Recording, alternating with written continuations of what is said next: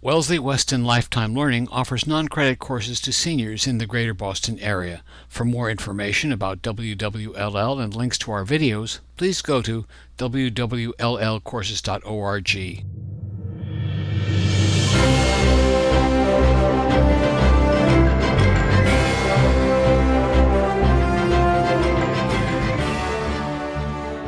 This has been a very tragic time, as you all know, because of what happened in Pittsburgh. And as someone who came from Pittsburgh and went to Carnegie Mellon University, which was just right a couple streets away from the synagogue, and Ann Dolbeer also lived in Squirrel Hill, so we both have ties to that area. And so we thought it might be appropriate to have a moment of silence and let us bow our heads.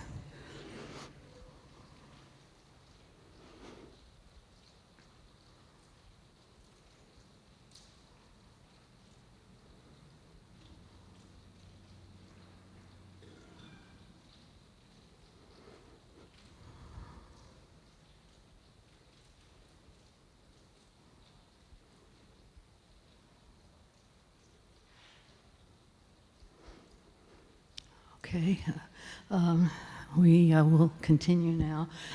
This morning we have John Dirlam with us. He's back again for the second time. He was here just about a year ago, in November of 17, and we got really great response about his presentation then. His presentation was about various presidential elections in history, and it was a very interesting one. So today we're going to hear about the First World War and that period of time, commemorating the 100th anniversary of the end of World War I in November. Just for anybody who was not here a year ago, who does not remember John, John got his BA from Williams and his master's degree from Boston University. He is on the board of directors of Mass Historical Society and the Wellesley Historical Society.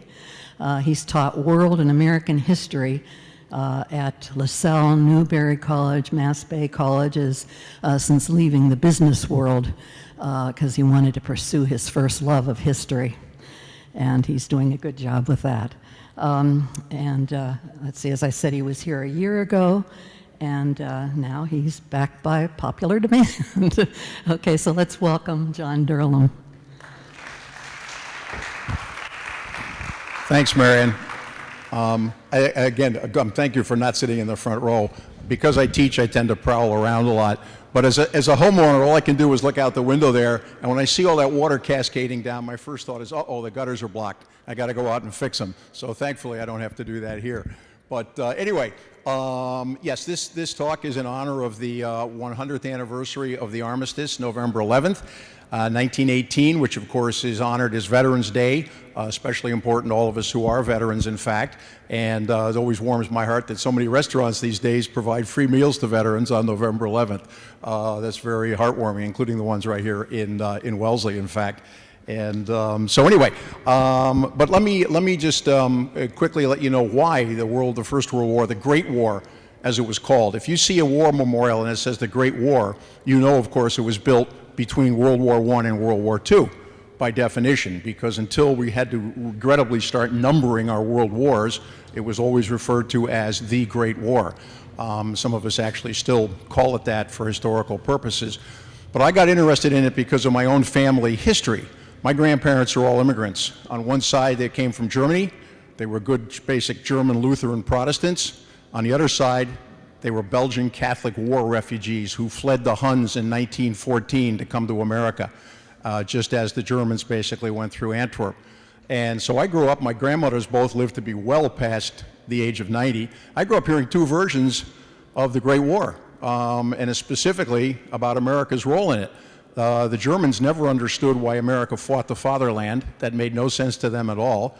and they had relatives back in Germany who were probably in the German army.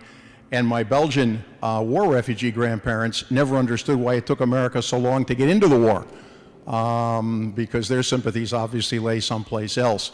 So it's a classic American story. Only in America do you have grandparents that probably should never have met and never have gotten along, but they did. And my Belgian grandmother disciplined herself not to use the word Hun in her old age, and to refer to it as the Germans. So anyway, and my German grandparents had similar biases, but we'll let that go. My wife and I spent a week on the Western Front this summer. We were out in the Somme River Valley on a large part of the front that was defended by the British and the Commonwealth forces, the Aussies, the Kiwis, the Canadians, the South Africans, and the Brits themselves. And I got to tell you, it is more powerful to me by far even than going to Normandy. We weren't even in the American sector.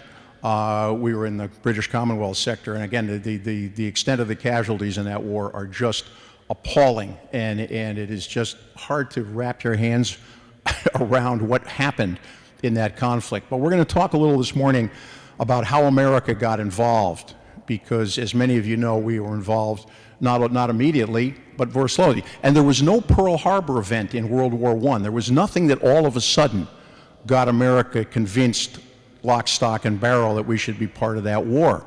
Quite the contrary. Even when we were in it, there were many people who were not convinced we should be part of the Great War. So I want to start off by reading you a couple quotes. When the war broke out in Europe, and it was a shock, by the way, even to the Europeans.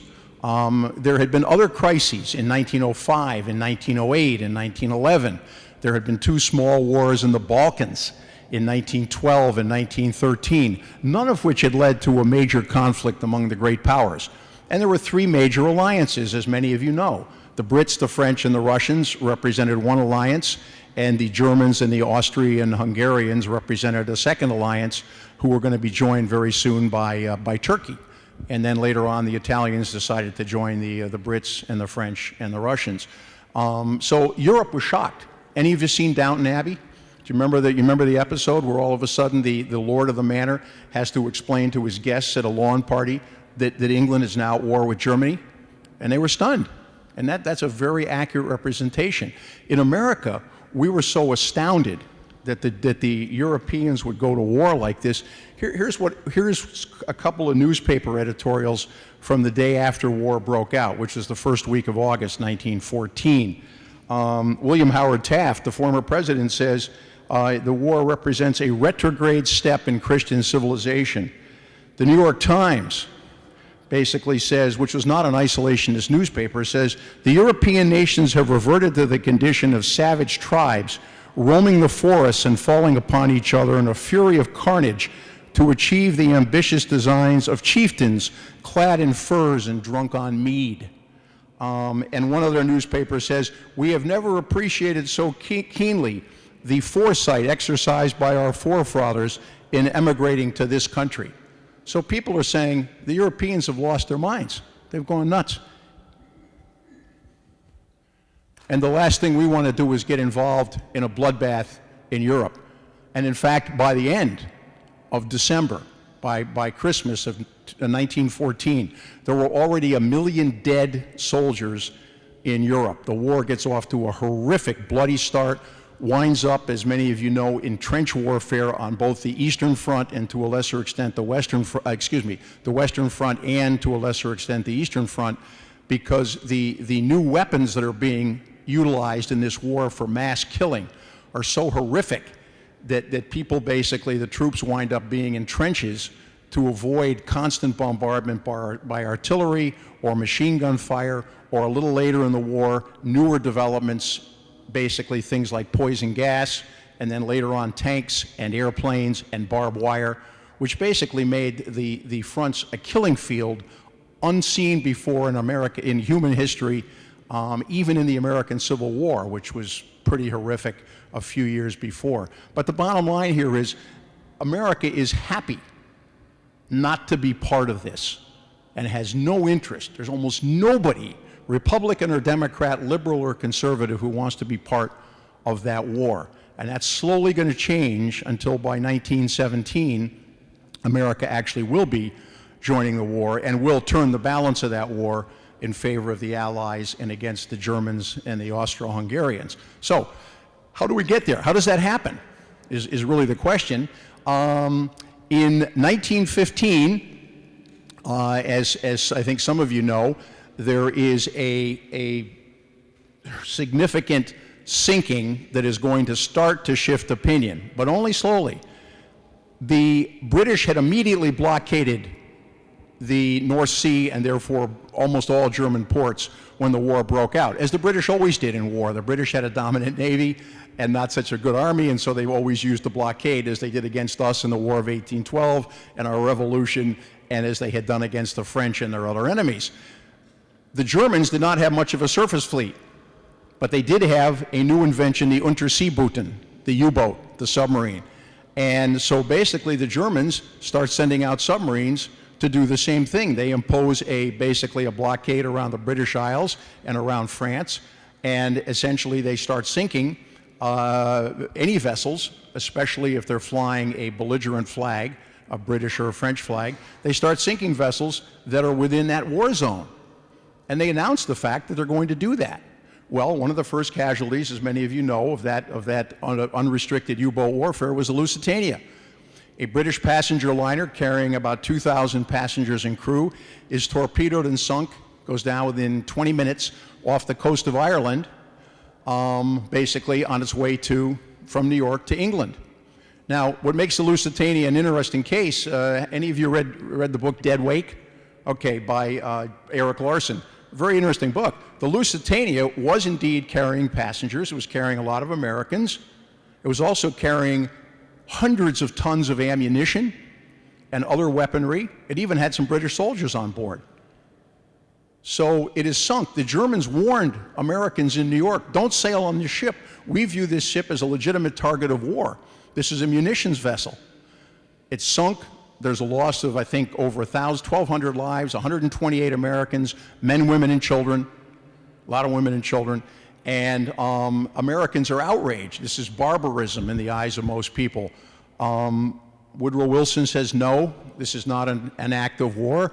And there's such a thing as a nation being too proud to fight. Teddy Roosevelt starts calling Wilson, the president, a coward, publicly. And opinion starts to shift now, gradually against the Germans, but there's a difference between rooting for the Allies and wanting to be part of the war. And that's where American opinion is. In 1915, it's interesting, a song comes out in Tin Pan Alley, which is going to be, by 1916, #1 on the hit parade, if they had a hit parade in those days, I'm not sure. And the song is, I didn't raise my boy to be a soldier. And the refrain is, there'd be no war today if every mother'd say, I didn't raise my boy to be a soldier. And there's several verses to that song. Teddy Roosevelt, of course, hears it for the first time and says, scoffs at it and says, that's like saying I didn't raise my girl to be a mother. And he's horrified at the pacifism. But it reminds me of the war in Vietnam in some ways, where basically you get that sort of anti-war feeling in certain quarters. And it was very strong in America in 1915 and 1916 was that feeling. Our Secretary of State, William Jennings Bryan, resigned after the Lusitania sinking because he thought that the notes Woodrow Wilson was sending to the Germans were too hostile, too threatening, and basically violated our neutrality. And he said, putting ammunition on a passenger liner is like putting women and children in front of your army and then complaining when they get killed. By the way, Jennings Bryan ran for president 3 times. Here, try this on for size. He's a socialist, he's a pacifist, he's a born-again fundamentalist Christian. Oh, and a prohibitionist who doesn't like alcohol. Do you know anybody like that today? Because I don't. Very interesting combination. And Bryan resigns as Secretary of State and works actively against American involvement in the war. His life, by the way, ends basically with the Scopes monkey trial in 1925, where he's defending the law that bans the teaching of evolution. So, interesting guy. But be that as it may, what else happens in 1915? There was another sinking of a British liner in August of that year. A couple more Americans die. and the United States sends nasty notes to Kaiser Wilhelm and his government, and they agree to stop sinking passenger ships, or at least unarmed passenger ships, because some of the passenger vessels mounted guns, deck guns, to shoot submarines. If you're in a submarine and you surface, you're very vulnerable. And that's why they were oftentimes sinking ships without warning, because when they surfaced, they may themselves be sunk. And of course, they had no room to take on anybody and rescue passengers off ships they sank, because they're too small and too vulnerable. So, bottom line is, when the Arabic is sunk in August, the Germans agree not to sink any more unarmed passenger vessels, which is an improvement for sure. What else happens in 1915? Those are really the main events, and the American neutrality continues. You also have to remember, America is very divided ethnically at the time. And it's interesting, the percentage of Americans who were immigrants in 1915 was about 15% of the population, which is about the same as it is today. And there was another 15% who had a foreign-born parent, at least one foreign-born parent, or maybe two. So you have some very strong ethnic feelings. Some of that today, too. Who is in favor of the Allies? Well, probably a majority of Americans, especially if they were British or Scottish parentage or French parentage.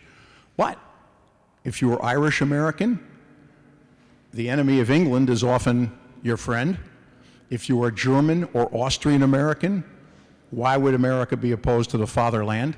That again, with my German grandparents, made no sense. If you were Jewish American, and this comes as a shock to people, you tended to be pro-German, because it was the Russians that were killing Jews in those days with their pogroms. And so anybody who's on Russia's side is an enemy of the Jewish people. So you had some very strong ethnic divisions in the country that are going to carry forward even when America finally goes to war in 1917. And as I said, some of those divisions, I think, come as a little surprise to folks based on some of the subsequent history. Oh, and then in December, I knew I forgot another vessel. In December of 1915, I want you to think about this. Henry Ford, one of the most prominent businessmen in America, but also a very strong anti-war activist. Henry Ford basically charters a ship to go to Europe to talk to heads of government to try to bring the war to the end. And with him are many leading members of the Women's Peace Party, like Jane Addams and Carrie Chapman Catt. I always have trouble saying CCC, Carrie Chapman Catt. It's like she sells seashells by the seashore, and I can't say that either. But the bottom line, and also Emily Balch from Wellesley College, a well-known peace activist, and who later gets the Nobel Peace Prize, actually, after, I think, World War II. These folks all go to Europe in the very naive idea that they're going to somehow end the war. And, of course, it's a failure. But it shows, and it had a lot of support. The peace ship had a lot of support. And, you know, even though some folks were opposed, others said, gee, hopefully, maybe they'll succeed, you know, and God love them, you know, Godspeed, and see if they can get it done.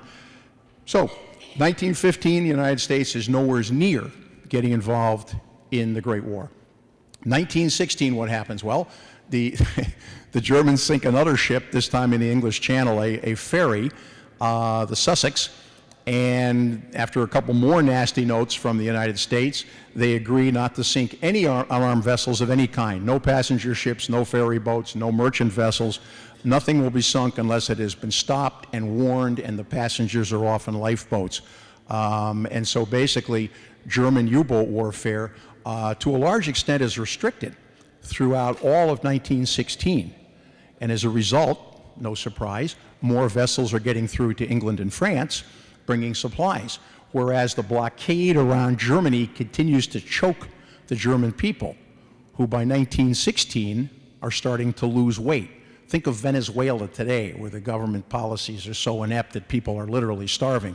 Well, the Germans were slowly starting to starve in 1916 because the blockade was very effective. And it wasn't just blockading munitions and weapons. It was blockading food and anything that could be turned into clothing. This is when the Germans start to basically use substitutes for products that were no longer available to them. And German scientists are pretty inventive folks, and they started coming up with a lot of the products that were later on synthetic products to replacing things they didn't have anymore.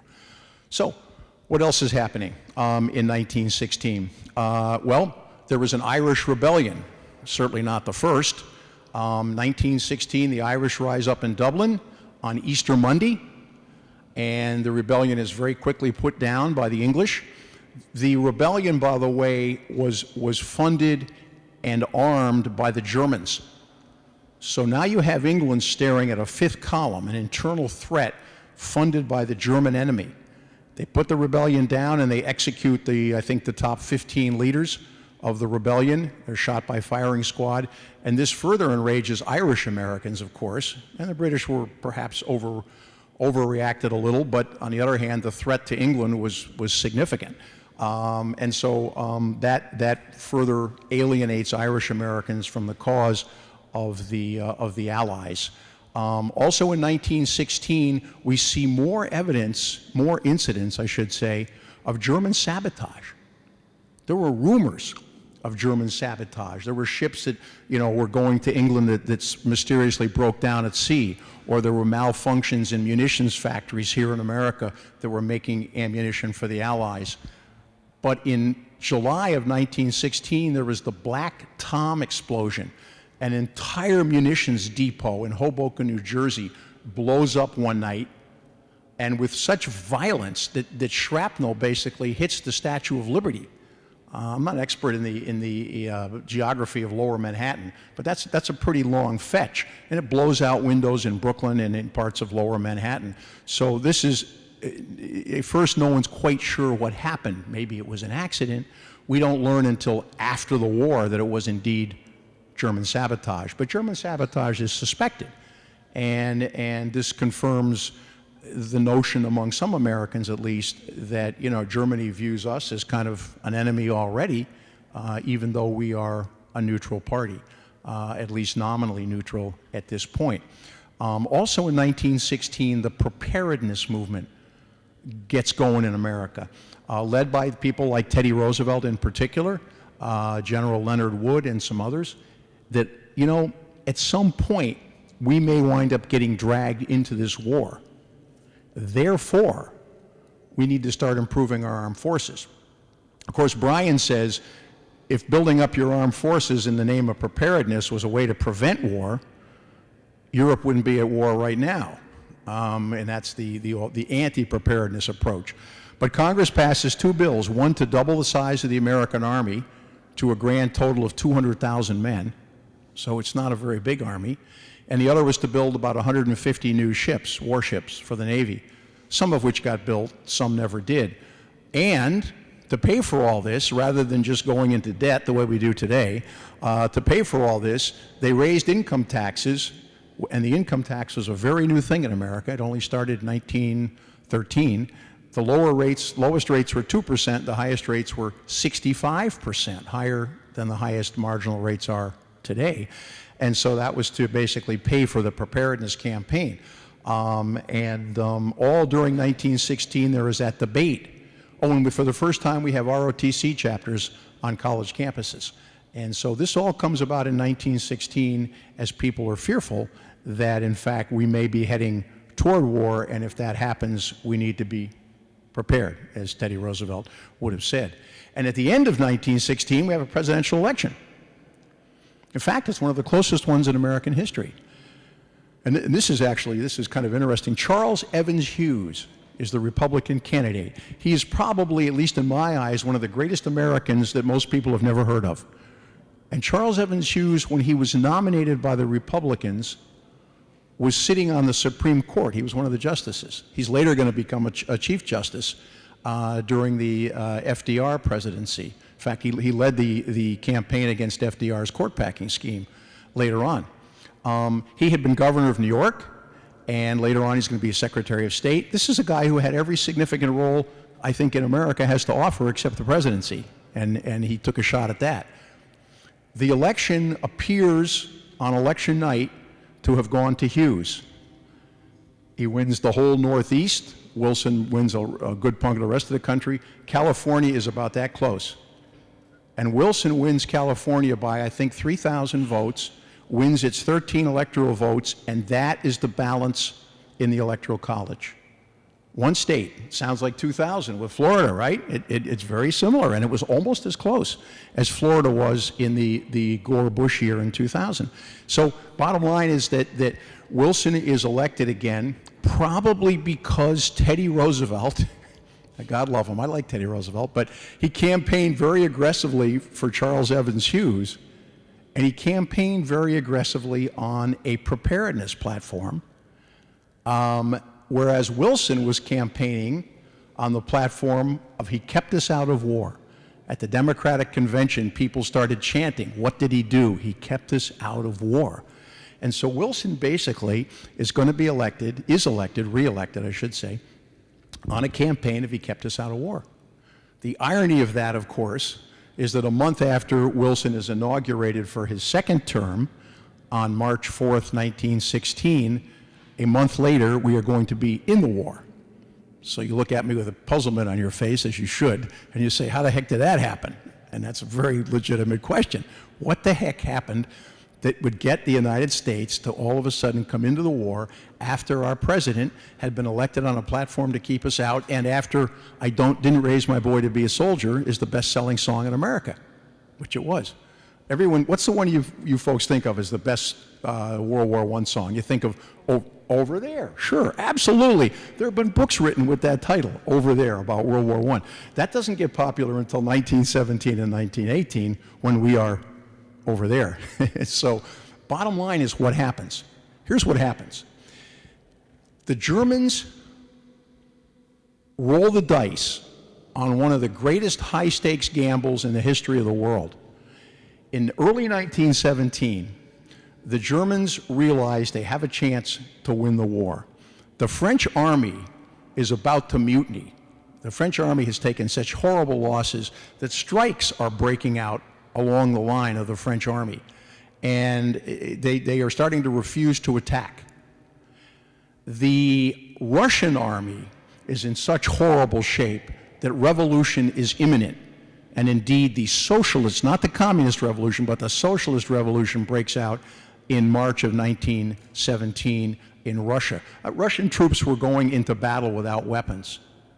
The first wave would have weapons, and the second wave was told weapons will become available. Nice use of the passive voice. Weapons will become available. So bottom line is Russia was almost done. The British were tired, and the Allies were on the brink. And the German High Command, Generals Ludendorff and Hindenburg, thank you, and the German Admiralty convinces Kaiser Wilhelm and his advisors that if we go back to unrestricted submarine warfare, sinking everything, even neutral shipping with an American flag, sink everything outside the British Isles and outside of France, if we can sink enough tonnage, and we think we can win the war, and we can do it within the next 3 or 4 or 5 months. Even though we know that if we declare unrestricted submarine warfare and start sinking neutral ships with American flags on them, for example, America's going to join the war. But America will not be able to mobilize its forces in time to turn the balance of the war. A very high-stakes gamble. So the Germans announced in January that on February 1st, unrestricted submarine warfare. And then at the same time, the British have intercepted a telegram from the German embassy in Berlin to their embassy in Mexico City, saying to the Mexicans, you know, it looks likely that we're going to be at war with America here very soon. And Mr. Zimmerman says to the Mexicans, if you will declare war on America when they declare war on us, and we win, which we will, we'll give you back what the Americans stole from you in the Mexican War. We'll give you back Texas and Arizona and New Mexico. Not California for some reason. I don't know why they left California out. But we'll give you those. We'll give you that back. Oh, and by the way, while you're at it, would you get a hold of the people in Japan? We don't have an embassy over there right now. Would you get a hold of Japan and tell them if they come in, you know, we'll let them do what they want in China? Now, the British intercept this telegram. They give it to President Wilson early in February, as I remember, or maybe it's middle of February. Wilson at first makes the logical assumption it's a British forgery. British were perfectly capable of doing that. Absolutely. Anybody who puts ammunition on a passenger liner is capable of forging a telegram, right? But the Germans, who don't do diplomacy well, not then, not now, the Germans admit it. Oh, yeah, we sent it. Zimmerman says, yeah, I sent the telegram. If you ever wanted plausible deniability in this world, you'd want it on that telegram. So now, Americans are told that our ships are about to be sunk, which they were. The German U-boats started getting American merchant ships in March. They sank 5 of them with severe casualties. And we have the Zimmerman telegram saying they're going to put the Mexicans basically on us south of our border. And by the way, the Germans weren't foolish in assuming Mexico would help, because we had had an army down there in Mexico chasing Pancho Villa for about 6 months, deep into Mexico, after he had been killing American citizens on our side of the border. And so there had been overt military hostilities between the U.S. and Mexico in 1916 for a prolonged period of time. Our army was led by Blackjack Pershing, who's then going to lead our army later into Europe. But the bottom line on this is, American people see the Zimmerman telegram. It's confirmed by the Germans. They see our ships starting to be sunk, and all of a sudden, even those who were tended to be a little more on the pacifist side start leaning more toward war. And Wilson himself, who was a progressive, who was something of a pacifist, who hated war, who once said, wouldn't it be ironic if my presidency was marked primarily by a war as opposed to my peacetime achievements as a progressive president? And indeed, it was ironic, in fact. April 2nd, Wilson goes to the Congress, April 2nd, 1917, and asks for a declaration of war. And 4 days later, on Good Friday, the Congress approves the declaration of war. But, again, there's no Pearl Harbor here. 50 congressmen are opposed, 49 congressmen and 1 congresswoman. Jeanette Rankin from Montana, who also voted against World War II. And 6 senators are opposed. So it's not overwhelming. Wilson, after he gives his speech on April 2nd, goes back to his office, sits down with his secretary, Joseph Tumulty, and says, I just gave a speech to the Congress that will result in the death of tens of thousands of young Americans. Isn't it ironic that they would applaud that? And then Wilson breaks down in tears on his desk. He's distraught. The last thing Wilson wanted to do was lead America into war. If Teddy Roosevelt had been the president, he would have been leading the troops in person. I mean, Roosevelt was the real deal when it came to combat. But Wilson, that was the last thing in the world that Woodrow Wilson wanted to see. So what are some of the first things he asked Congress to do? We need a draft. We got to start drafting young men. We don't have an army. We don't even have 200,000 soldiers, and that counts the reservists. We got to put together an army. The Europeans are expecting us to help out here, at least the Brits and the French are, but we got to put together an army. So he puts in a draft. Unlike the Civil War, you can't buy your way out if you're rich, okay? That was a big difference. And this draft is pretty universal, but people volunteer. By the end of the war, we had 24 million men had registered for the draft, anyone from 18 to 45. Had registered for the draft. We had actually drafted or had volunteered about an army of 4 million. So we had 4 million men served in uniform in World War I, half of whom were eventually going to serve over in France, basically were sent over. But initially, we didn't have an army worth speaking of. So that's one of the first things he has to do. The second thing he does was he appoints a gentleman named George Creel, who was a journalist, a progressive journalist, to basically create the Committee of Public Information, the CPI, which in simple terms was the propaganda arm of the American government to stir up enthusiasm for the war, because those ethnic divisions were still there. And the German Americans and the Austrian Americans and the Irish Americans and the Jewish Americans felt better about Russia when the when the Tsar was kicked out in 1917. But there's still a lot of concern, a lot of antipathy toward the Allies. And so the Committee of Public Information is the ones that put out, and you've seen them, the World War I posters, the propaganda posters. A friend of mine here in Wellesley, Nan Morrow, has about 100 of them. She was not available today, or I would have had her come, and we've done that before. Movies, propaganda movies like The Beast of Berlin and the Prussian Cur and stuff like that started coming out. And all of a sudden, there is this massive propaganda campaign against Germany. Vilification, not only of Germans, but of German Americans, like my grandparents, who felt very uncomfortable when America joined the war. And if you had a German accent or a German name, there was a lot of suspicion. You'd better be contributing to the war bond drives, or have a son in the United States Army, or something else that showed that you were a loyal American, or there was concern. And some of it was almost funny. I mean, some of it was funny. Sauerkraut gets renamed Liberty Cabbage. I love that. Dachshunds, if they weren't kicked in the street or otherwise harmed, got called Liberty Dogs. German Shepherds became Alsatians. German measles became rubella.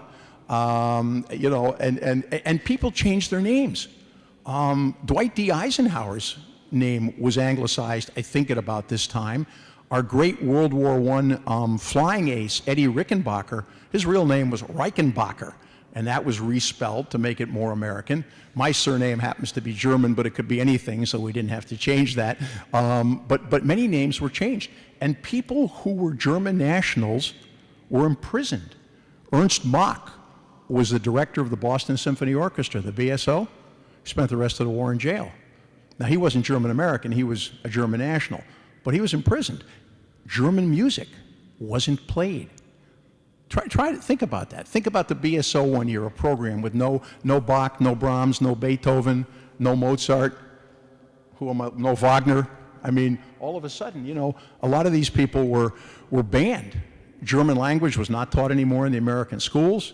In some cases, ironically, German books were either gotten rid of or burned. And so there was a huge backlash. Now, it was not as bad as the backlash against Japanese Americans in World War II.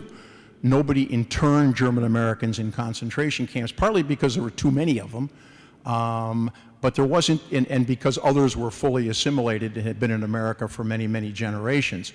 But there was plenty of that backlash. There were a few Germans were lynched out in the Midwest because they made anti-American remarks and spoke in favor of the Kaiser. So this was an ugly situation going on here in 1917.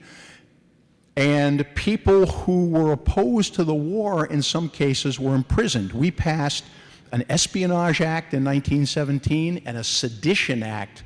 Sedition means treason. A Sedition Act in 1918. The first law said if you were speaking against the war, you were subject to being jailed. The second act said if you were critical of the American government or its officials, you were liable to be jailed. We hadn't done something like that since 1798.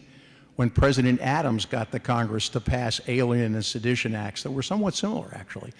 And so well-known socialists, Bolsheviks, other anarchists, any other radicals, some union leaders like the IWW union leader Haywood wound up in jail. Eugene Debs was the head of the Socialist Party. He'd run for president 4 times. 4 times. And he was imprisoned because he spoke out against the war. He said he didn't want American boys to be cannon fodder. If we'd imprisoned anti-war activists in the war in Vietnam, the jails would have been more than full. But again, as Wilson pointed out one time, civil liberties are the first casualty of war. And as one of his friends said, Wilson put his friends in jail and his enemies in office. Now that's an overstatement. But there were a lot of the progressive radical allies of Wilson and his Democratic Party wound up in prison. There were about 1,500 of them went to jail. And some of his original enemies, who were the preparedness folks, wound up in office as a show of national unity, not uncommon in wartime. So how does America's army get to Europe? Well, how does America's army get built? We got camps go up willy-nilly all over the country. Blackjack Pershing, who is skipped over more senior generals in the army and put in charge, because Wilson perceives that he has some very good leadership skills. By the way, Blackjack Pershing's an interesting guy. That name does not come from a billy club that he carried. Blackjack had led black troops when he was a young officer in the Army. He had led black troops at San Juan Hill in the Spanish-American War right alongside Teddy Roosevelt's Rough Riders. And they had all gotten intermingled in the middle of that battle. Pershing had also worked with loyal Filipinos during the Filipino insurrection against American rule in 1900, and was an interesting guy, also a very tragic figure. Almost his entire family was killed in a fire in 1916 at the Presidio, where the Golden Gate is in San Francisco. The only survivor was his son, and that son's son was John Kerry's roommate at Yale. And that Pershing was killed in action in Vietnam, which turned Senator Kerry against the war. Kind of an interesting historical footnote. But the bottom line is that the Army is slow in coming. Pershing goes to France in June of 1917 to show the French that, hey, you know, we're coming. But he's got with him about 5,000 soldiers. And the French look around and say, well, where's the Army? And the answer is, it's back in America being formed and trained and armed. We didn't have much in the way of weapons either. In fact, for the whole war, we're dependent on England and France for planes, tanks, artillery, machine guns, all the basic weaponry of war, even rifles. So Pershing goes over there, but Pershing has a brilliant chief of staff, and I just forgot his name. They go to visit Lafayette's tomb in Paris on July 4th, 1917, after a little parade. And the chief of staff arrives at the tomb and is introducing Pershing, but the first words out of his mouth are, Lafayette, we are here. The French love that. That's the kind of drama that the French really enjoy. So there's a huge outburst of excitement and emotion and alliance feeling. And so basically, bottom line is that our Army is not really going to get to Europe in any meaningful way until late in 1917, and doesn't really get into combat until March of 1918, where we are instrumental in blocking the huge German offensives on the Western Front. But in the meantime, again, the French and the British keep looking around to see how quickly we can get in action, and the Germans are feeling pretty good because their submarines are continuing to sink a lot of tonnage. And they're saying, look, America can't mobilize. They're not going to be a force on the Western Front for some time. And if we can just keep sinking ships at a high rate, we are going to win the war. What happened was the Americans and the Brits started convoying, putting the merchant ships in large convoys. This was an American idea, not a British idea, and protected by American and British destroyers. And that convoying and the invention of the depth charge and the invention of sonar, a primitive sonar, basically was able to turn the tide in the naval warfare and sink enough of the U-boats that they'd failed. The Germans basically failed to choke supplies off going into England and France. They also never sank a troop transport. They were well protected, bringing our troops over to Europe as well. They sank some going home when they were pretty much empty, but they didn't sink any going over when they were full. And so that was the resounding good news. What else happened in 1917? The Bolshevik Revolution happens in November by our new calendar. And it happens, by the way, I don't know how many of you may know this, but the Germans, eager to get the Russians totally out of the war, put Lenin and his Bolshevik buddies on a secret train. Basically, they went through Switzerland and I think through Finland, and brought them to Russia with the hope of fomenting a communist revolution that would get Russia totally out of the war. Be careful what you wish for, because it worked. And Lenin and his Bolshevik thugs basically got to Russia and overthrew the socialist government in November of 1917 on a platform of bread and peace. And they left the war basically almost immediately and signed a treaty with the Germans in March of 1918. But now the Russians are out. Why is that important? Well, it's important because the Germans could bring all their troops off the Eastern Front, where they were opposed to the Russians, and bring them to the Western Front. So from March to July, the Germans, under Ludendorff and Hindenburg, launch massive offensives on the Western Front with the goal of breaking through and ending the war in the West. The war in the East is over. The Treaty of Brest-Litovsk ends the war with Russia. Russia gives up almost a third of its territory. It's one of the most punitive peace treaties probably ever signed. And now the Germans are able to shift their forces into the Western Front. And they almost did it. They almost broke through.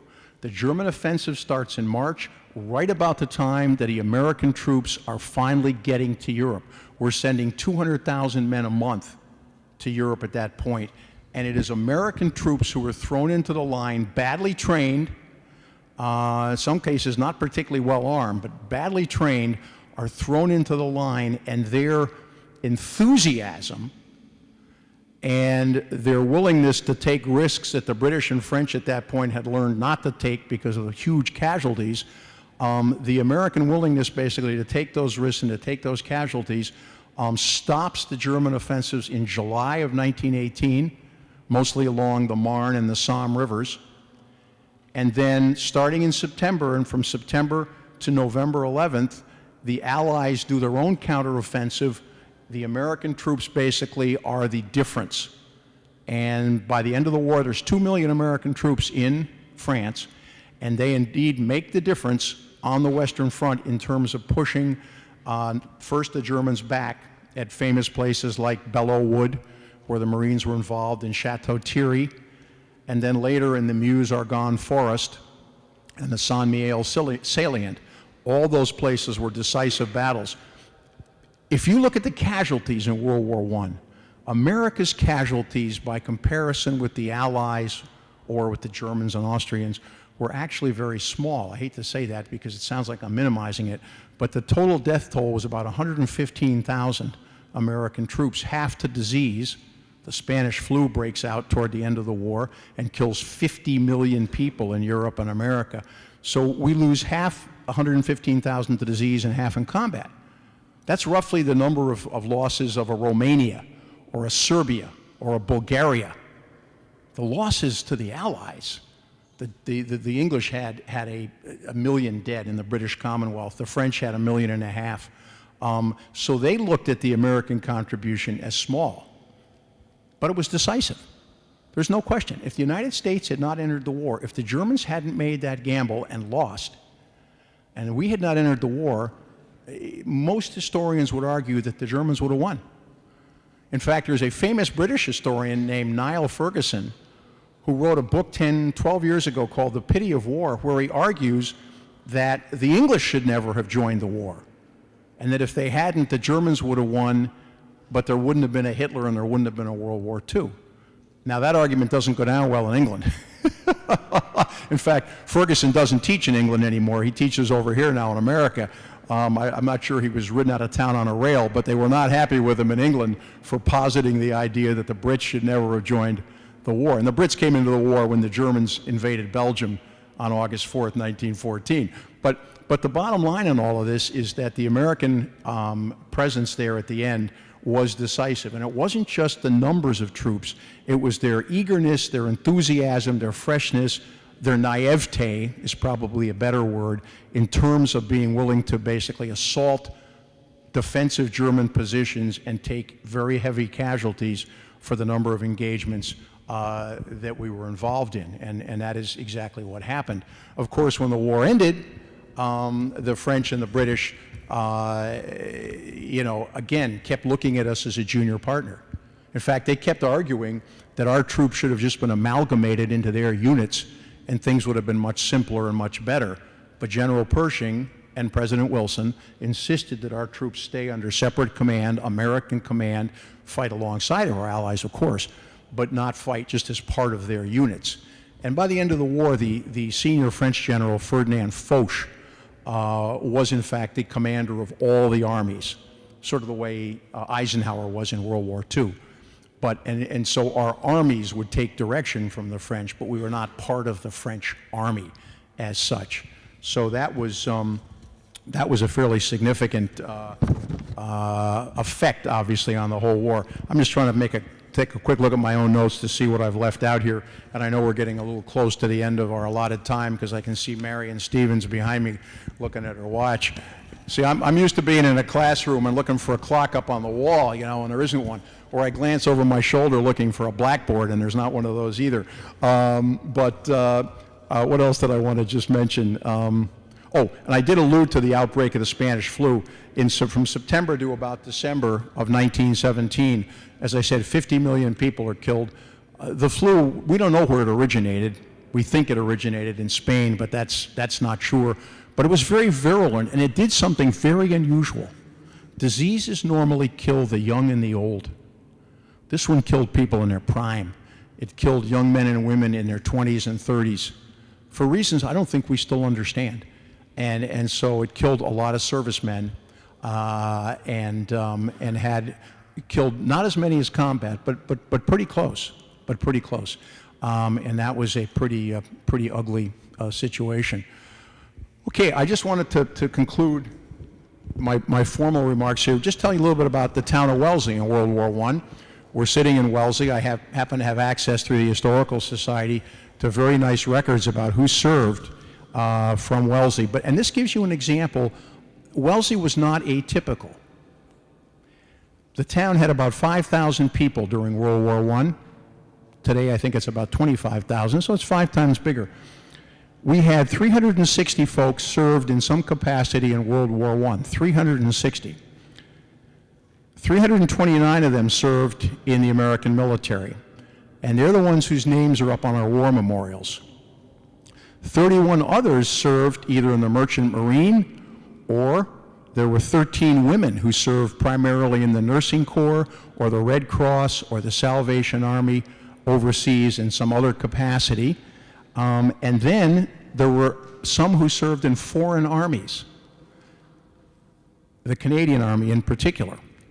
And it's very interesting that those folks aren't on the war memorial in Wellesley either, because we only put up the folks who, and this is typical of almost every town, who served in the American military units, not in something like the Red Cross or the Salvation Army, and not people who served in a foreign army, a foreign allied army. Of the 360 who served in some capacity, 6 died in the war, either killed in action or of disease. 3 of them were immigrants. 2 were from Ireland, no surprise there.